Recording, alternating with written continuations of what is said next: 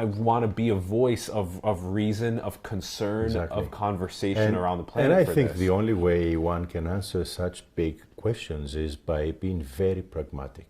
I would think, and I would vouch for the option that says I'm not taking any side, because I'm trying not to be politicized in that, because it's more important than just politics. But I think that if you manage to empower humanity as a whole, in the sense of having good health, good quality and all that, that means that you have a much better control of what humans do in terms of population growth. You know, population growth is not happening at crazy numbers where you have good education or good health. It's happening in the places that do not have good education or good health. So if you want to contain population growth by people wanting to be part of the containment, then you have to provide the means.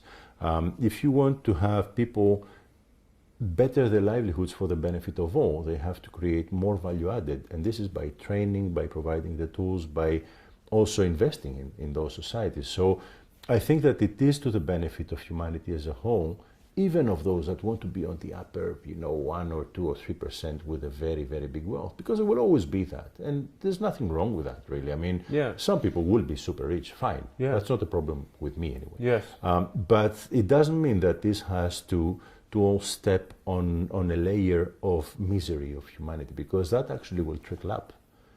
It will trickle up, and there will be some sort of problem that arises from it. And personally, because we all live in the same planet, we all do, and it's all a shared ecosystem. And so this is why, even though there's no problem with somebody being hyper rich, I do think there begins to be a problem when that person is trying to buy as much land as possible, buy as many boats and watches and all these materialistic possessions as possible, so they can do things like rent seek, or do things like try and be conspicuous with their consumption and stuff like that, because those things actually don't advance your soul.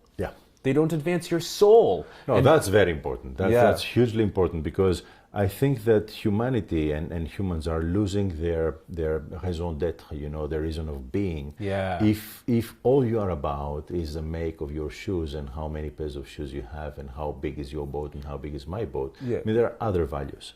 I mean, if you take two children that are, very young and they have not had the time to be influenced by all that, and one of them comes from a mega rich family, and the other one comes from a family of immigrants that are dirt poor and they don't have any way, and you just let them play together. They will never speak about their parents' yachts. Never.